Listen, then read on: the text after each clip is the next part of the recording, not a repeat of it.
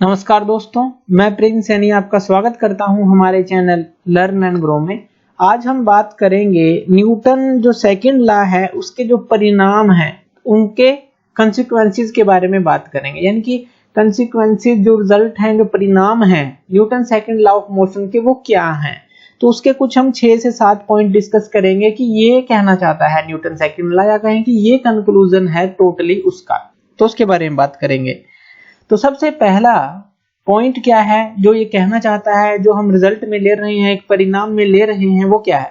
No force is required to move a body uniformly along a straight line. यानी कि कोई object अगर move करता है स्ट्रेट लाइन में, मान लीजिए कोई ऑब्जेक्ट है और ये मूव कर रहा है एक स्ट्रेट लाइन के अंदर, ये मूव कर रहा है, तो कोई भी फोर्स नहीं चाहिए इसको यूनिफॉर्मली मोशन के लिए, यानी कि ये मूव करता रहेगा, जैसा कि हमने पढ़ा था फर्स्ट लॉ में भी।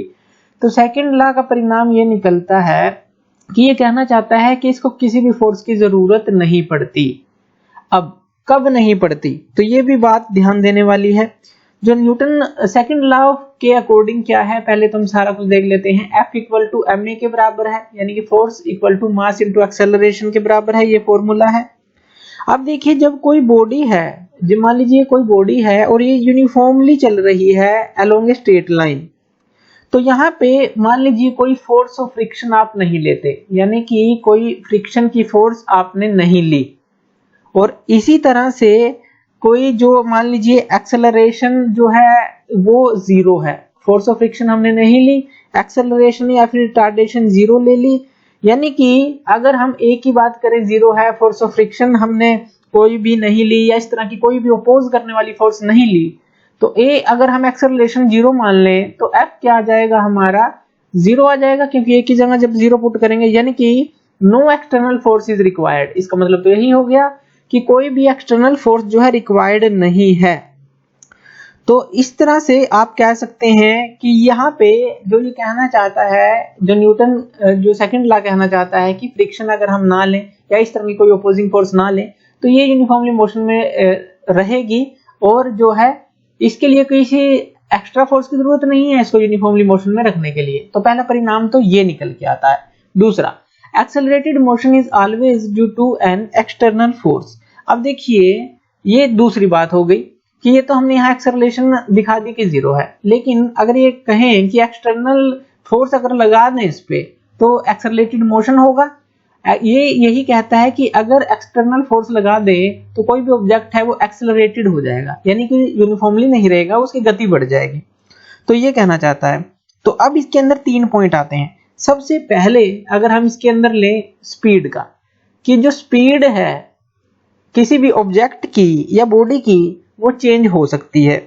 तो इसके लिए हमें क्या करनी पड़ेगी, फोर्स को अप्लाई करना पड़ेगा। अब मान लीजिए कोई ऑब्जेक्ट है, ये कोई ऑब्जेक्ट है और ये मूव कर रहा है, तो अब हमें क्या करना है, इसको एक्सेलरेशन देनी है।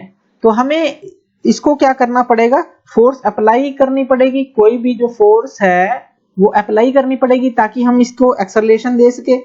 और किस दिशा में अप्लाई करनी पड़ेगी, बिल्कुल उस दिशा में जिस दिशा में ये जा रहा है, यानी कि डायरेक्शन ऑफ मोशन अगर ये है तो फोर्स भी हम इसी दिशा में अप्लाई करेंगे, तभी तो एक्सेलरेशन इसकी होगी। और अगर हम उल्टी यानी कि अपोजिट भी अप्लाई कर सकते हैं तो वो जो है इसको अपोज करेगा। तो स्पीड की चेंज किया जा सकता है, यानी कि अगर अलोंग द डायरेक्शन करेंगे तो वो तेज हो जाएगी और यानी कि एक्सेलरेटेड हो जाएगी, या फिर उसको अपोज करेंगे तो रिटार्ड हो जाएगी, अपोज करेगा उसको।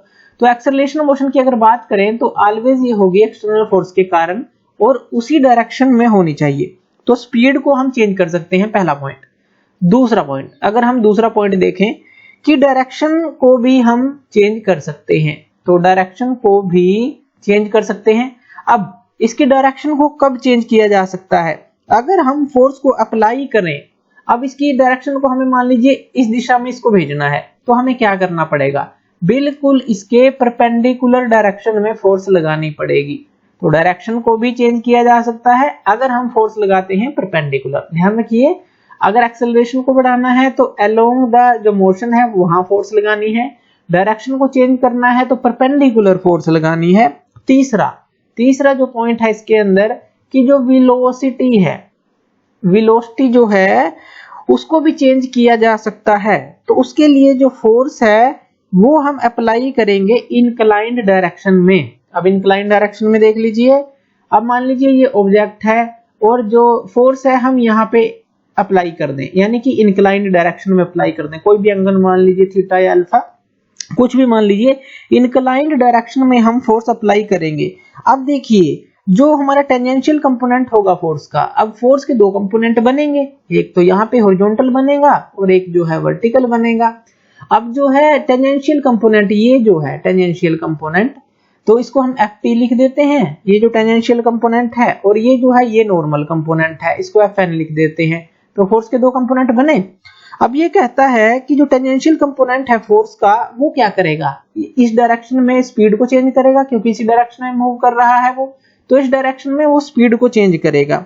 और जो नॉर्मल कंपोनेंट है, जो ये नॉर्मल कंपोनेंट है फोर्स का, ये direction of the motion of the body को चेंज करेगा। जैसा कि हमने पहले बात की, डायरेक्शन कैसे चेंज होगी, परपेंडिकुलर से, यानी कि इसके बिल्कुल नॉर्मल है तो ये तो डायरेक्शन चेंज करेगा। और ये जो है ये भी हम बात कर चुके हैं एक्सेलरेशन की, स्पीड की, यानी कि जो हॉरिजॉन्टल कंपोनेंट है वो स्पीड को चेंज करेगा। तो तीनों ही चीजें जो है आप इसमें समझ सकते हैं, स्पीड में चेंज, डायरेक्शन में चेंज, वेलोसिटी में चेंज।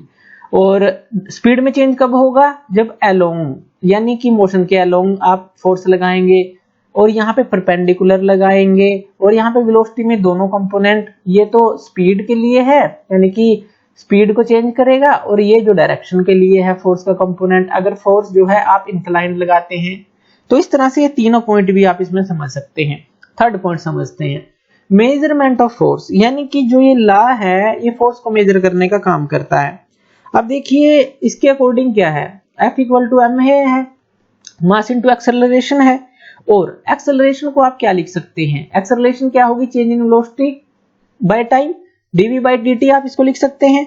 तो यहाँ पे देखिए अगर आपको जो है m पता हो, मास ऑफ द बॉडी पता है, और आप जो है चेंज इन वेलोसिटी जो है dv जो है वो आपको पता है, पर्टिकुलर टाइम में वो हम मेजर कर रहे हैं, तो जो अप्लाइड फोर्स है वो कैलकुलेट की जा सकती है।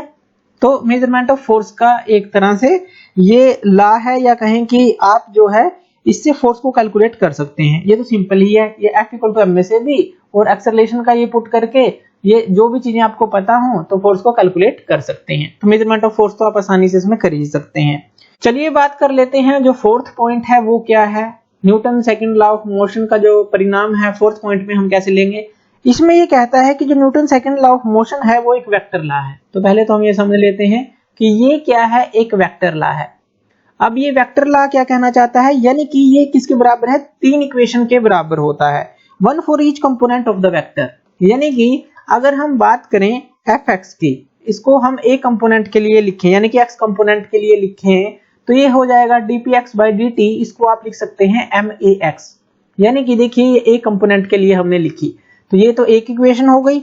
अगर हम दूसरी इक्वेशन लिखते हैं fy, तो ये क्या हो जाएगी dpy by dt, और इसको आप क्या लिख सकते हैं, may लिख सकते हैं। तो ये दूसरी इक्वेशन हो गई। इसी तरह से आप तीसरी इक्वेशन fz क्या लिख सकते हैं, dpz by dt, और इसको आप लिख सकते हैं maz। ये क्या हो गई, तीसरी इक्वेशन हो गई। तो यहाँ पे देखिए ये जो है यहाँ तक ये फर्स्ट इक्वेशन हो गई, ये सेकंड इक्वेशन हो गई, और ये थर्ड इक्वेशन हो गई। यानी कि आप इसके अंदर जो है ये तीन इक्वेशन के बराबर है। जैसा कि ये हमने कहा कि ये वेक्टर लॉ है, इसका मतलब क्या है वो समझ लेते हैं। इसका मतलब है कि जो फोर्स है, अगर मान लीजिए कोई फोर्स है वो पैरेलल नहीं है वेलोसिटी ऑफ द बॉडी के। अब इसको समझिए आप कि कोई फोर्स है, मान लीजिए ये कोई ऑब्जेक्ट है, अब जो ये है कोई फोर्स है लेकिन ये वेलोसिटी इस तरफ है, और मान लीजिए आपने फोर्स जो है इस तरफ लगा दी, तो फोर्स जो है आपकी पैरेलल नहीं है वेलोसिटी के किसी भी बॉडी के, और लेकिन सम एंगल बनाती है, कोई एंगल बना रही है उसके साथ, यानी कि कोई ये एंगल बना रही है, थीटा मान लीजिए, अल्फा मान लीजिए, तो फोर्स जो है उसी कंपोनेंट को चेंज करेगी वेलोसिटी के जिस डायरेक्शन में फोर्स लगेगी। चलिए इसको समझते हैं, इसको अच्छी तरह से समझते हैं। अब इसके अंदर देखिए आप क्या करें, एक ऑब्जेक्ट लें और उसको ऊपर फेंक दें, इस तरह से फेंक दें, यानी कि एक प्रोजेक्टाइल पाथ का एग्जांपल ले लें। तो ये क्या है, एक प्रोजेक्टाइल पाथ का एग्जांपल है। यहाँ पे क्या है हमारा vy है, और इस डायरेक्शन में क्या है vx है, अगर हम वेलोसिटी का कंपोनेंट देखें। अब देखिए मान लीजिए फोर्स आपने लगाई, तो यहाँ पे जो है सिर्फ जो है वर्टिकल कंपोनेंट है वो चेंज होगा। ये Vx जो है ये सेम रहेगा, वर्टिकल कंपोनेंट चेंज होगा, बीच में जाके सिर्फ Vx रहेगा क्योंकि Vx तो सेम ही है, Vy हमारा 0 हो जाएगा। और जैसे ही नीचे आने लगेगा यहाँ पे Vy रहेगा और यहाँ पे Vx जो है, अब देखिए जो Vx है वो सेम रहा, यानी कि ये अनचेंज्ड रहेगा, ये चेंज नहीं होगा। वर्टिकल जो कंपोनेंट है उसी पे फर्क पड़ रहा है, यानी कि जो फोर्स है कौन से कंपोनेंट पे फर्क लगा रहा है, जिस डायरेक्शन में जो velocity along the direction of force है, यानी कि जिस डायरेक्शन में वेलोसिटी है उसी डायरेक्शन में जो है फोर्स उस पर इफेक्ट कर रहा है। नेक्स्ट पॉइंट पे चलते हैं, चलिए जो फिफ्थ पॉइंट है applicable to single point particle. अब ये कहता है कि जो ये न्यूटन सेकंड लॉ है सिर्फ एक सिंगल पॉइंट पार्टिकल के लिए है, वो तो है ही, जैसे कि हमने बात की कि F इक्वल टू ma है, तो हम यही पढ़ रहे हैं F इक्वल टू ma। अब यहाँ पे जो F है, ये जो F है ये क्या है, ये नेट एक्सटर्नल फोर्स है किसी पार्टिकल के ऊपर। और इसी तरह से जो A है ये क्या है, एक्सेलरेशन है किसी पार्टिकल की। लेकिन ऐसा नहीं है कि ये रिजिड बॉडी पर नहीं लग सकता, ये रिजिड बॉडीज के लिए भी काम करता है, तो रिजिड बॉडीज के लिए भी ये काम करेगा, यानी कि सिस्टम ऑफ पॉइंट्स के लिए भी ये काम करेगा, सिस्टम ऑफ पार्टिकल के लिए भी ये काम करेगा। लेकिन जो F होगी वो टोटल एक्सटर्नल फोर्स होगी जो एक्ट करेगी सिस्टम के ऊपर, और A होगी acceleration of the centre of mass, फिर वो सेंटर ऑफ मास हम ले लेंगे। तो ये हमारा होता है सिंगल पॉइंट पार्टिकल के लिए, आप कह सकते हैं, या फिर रिजिड बॉडी पे कर सकते हैं अप्लाई, लेकिन उसमें जो है फिर आपको सिस्टम ऑफ पार्टिकल लेना पड़ेगा। और जो हमारी F होगी वो होगी टोटल एक्सटर्नल फोर्स जो एक्ट करेगी सिस्टम पे, और A होगी एक्सेलरेशन जो होगी सेंटर ऑफ मास की। चलिए बात करते हैं नेक्स्ट पॉइंट की, F equal to ma is a local relation. अब लोकल रिलेशन को आप कैसे समझ सकते हैं, अब आप इसको जो है इंस्टेंट से समझ सकते हैं, यानी कि उस क्षण से, एट जो इंस्टेंट होगा। अब ये इंस्टेंट हमने क्या लिखा है, मान लीजिए कोई पार्टिकल है, कोई भी पार्टिकल है, उस पे जो है फोर्स एक्ट कर रही है, मान लीजिए फोर्स एक्ट कर रही है, मान लीजिए 5 मिनट पहले तो इसके पास कोई फोर्स नहीं थी, अभी जो एक्ट करने लगी, और ये जो पार्टिकल है वो स्पेस में है किसी टाइम इंस्टेंट पे टी पे, मान लीजिए एट टाइम टी पे ये जो फोर्स जो एक्ट कर रही है और ये पार्टिकल जो है स्पेस में है। और अब क्या होगा, इसको जो है एक्सेलरेशन मिलेगी, इसी पार्टिकल को एक्सेलरेशन मिलेगी इसी पार्टिकल को, और ये जो एक्सेलरेशन होगी इस पार्टिकल की सेम पॉइंट पे और सेम इंस्टेंट ऑफ टाइम पे होगी। तो ये जो कहना चाहता है कि उसी क्षण की हम लेते हैं, कोई प्रीवियस हिस्ट्री हम किसी चीज की नहीं लेते, यानी कि जब आप फोर्स अप्लाई करेंगे तब इसको एक्सेलरेशन मिलेगी, उसी टाइम को हम देखेंगे, उसी टाइम को हम लेंगे। तो ये क्या है, एक लोकल रिलेशन है, यानी कि यहाँ पे आप जो है एक्सेलरेशन जो है इस ऑब्जेक्ट में आई है या बॉडी में आई है, तो ये आप जो है याद रखें here and now. Here and now आप इसमें कह सकते हैं कि जो फोर्स जब आपने जहां पर भी अप्लाई की और तभी जो है उसके अंदर एक्सेलरेशन में चेंज आया, जिस क्षण आपने अप्लाई की उसी क्षण एक्सेलरेशन में चेंज आया, कोई भी उसकी प्रीवियस हिस्ट्री नहीं होगी मोशन की। तो एक लोकल रिलेशन का नाम इसको दे दिया है कि जब भी आप अप्लाई करेंगे एट एनी इंस्टेंट, तभी जो है आप उसको जो है देख सकते हैं, उसके अंदर चेंजेस देख सकते हैं, कोई भी प्रीवियस हिस्ट्री इसकी नहीं होती। और जो लास्ट पॉइंट है वो क्या है, हमारा कंसेप्ट ऑफ इनर्शियल मास। अब इनर्शियल मास क्या है वो भी हम डिस्कस करेंगे। तो न्यूटन सेकंड लॉ क्या कहता है, F इक्वल टू ma, ये हम बार बार देख रहे हैं। अगर यहाँ से आप एक्सेलरेशन को निकालें तो ये क्या आ जाएगी, F बाई m आ जाएगी, यानी कि जो एक्सेलरेशन है वो इनवर्सली प्रोपोर्शनल है मास के। अब इसका क्या मतलब है, अगर बॉडी का मास ज्यादा होगा तो स्मॉलर एक्सेलरेशन प्रोड्यूस होगी उस बॉडी में, और अगर बॉडी का मास कम होगा तो ज्यादा एक्सेलरेशन प्रोड्यूस होगी उस बॉडी में। तो इसी का मतलब ये है कि अगर मान लीजिए लार्जर मास होगा, अगर मान लीजिए लार्जर मास लेते हैं तो स्मॉलर एक्सेलरेशन प्रोड्यूस होगी बॉडी में गिवन फोर्स के लिए, इसलिए जो इसका इनर्शिया है वो भी ज्यादा होगा। तो ये हम पहले भी पढ़ चुके हैं। मान लीजिए आप ट्रक का एग्जांपल ले लीजिए और एक कार का एग्जांपल ले लीजिए, तो ट्रक को मूव करने के लिए हमें ज्यादा फोर्स चाहिए और इसीलिए इसका जो इनर्शिया है वो ज्यादा है, तो इनर्शिया जो है वो ज्यादा है। तो यहाँ पर भी वही दिखाया गया है कि एक्सेलरेशन जो है मास के इनवर्सली प्रोपोर्शनल है। अगर हम ट्रक को कार से कंपैरिजन करें तो ट्रक को फोर्स भी ज्यादा चाहिए और जो है इनर्शिया भी इसका ज्यादा होगा, और उतनी ही कम जो है एक्सेलरेशन जो है स्टार्टिंग में आप देख पाएंगे उस गिवन फोर्स पे।